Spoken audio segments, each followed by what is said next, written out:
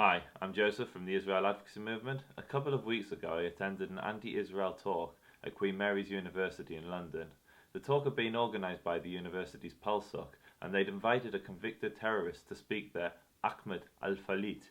They tried to mask his brutal crimes from the audience, branding it as resistance. Fortunately, thanks to the brave questioning of an Israeli girl in the audience, his brutal crimes were brought to the attention of the crowd. In spite of this, when the terrorist had finished speaking, he received a standing ovation from the crowd and the organisers.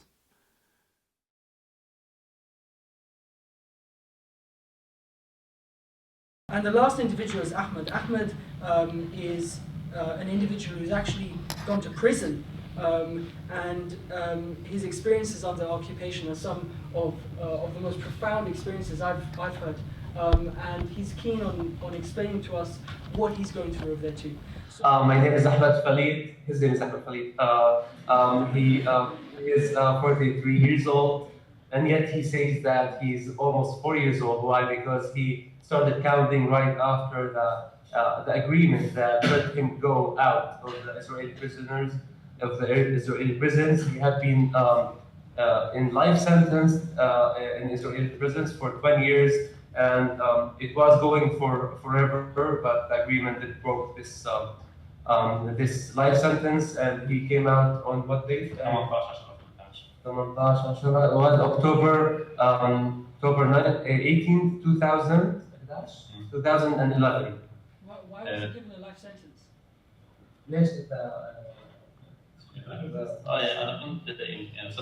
in 1992, Gaza Strip was under the direct occupation of Israeli of the IDF, and he was one of the resistant people who resisted the Gaza Strip while the sole conflict was still inside of Gaza Strip, not outside.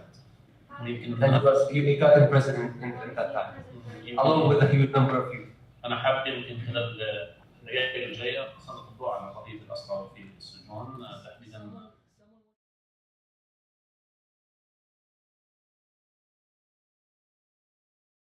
Someone wanted to ask, why was he imprisoned for resisting? Was he violent? Was he violent? Did he murder? Did he Was murder? he violent? يمكن كمان مرة بشكل عام. He says that in old tradition and laws says that person had the right to resist, and for himself in 1992 he was one of a group of young people who were resisting the Israeli, which is prohibited by the Israeli army for a Palestinian to resist. In this action, an Israeli soldier was killed and he was shot in his shoulder at that time.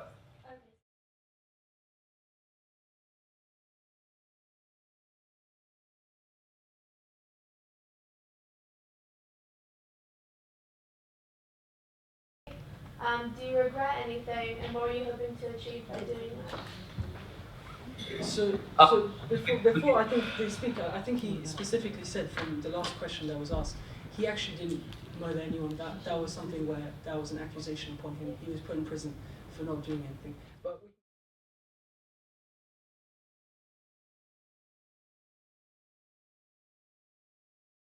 But we can go on to what. If you read news articles, he did kill. Okay, let's hear what Gaskell has to say.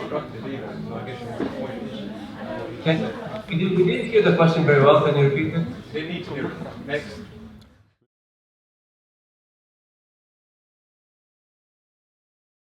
Repeat the question. It wasn't a very constructive question. It was a very constructive question. No, it's not.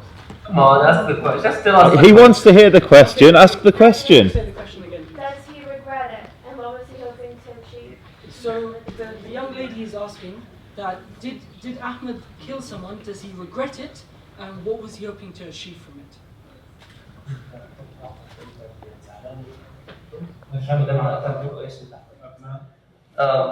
He says that it's not a matter of being happy about it or sad about it.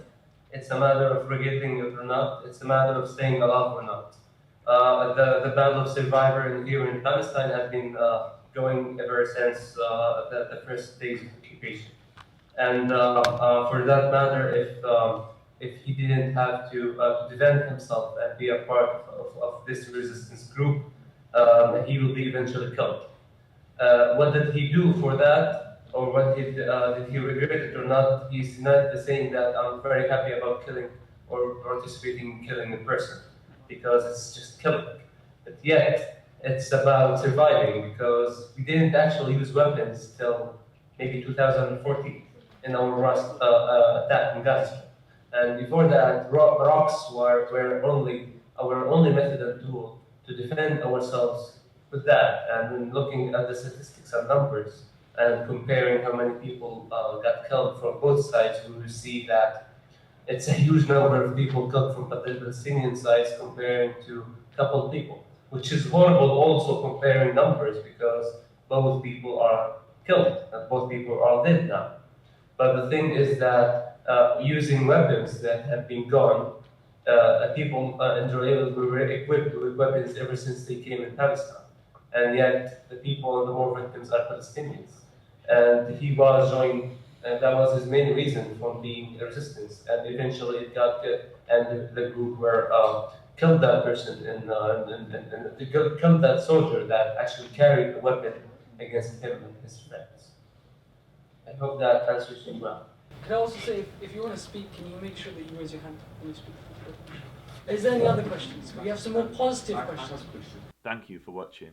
We need to do more to ensure that hate preachers and terrorists are not given a platform to speak in British universities.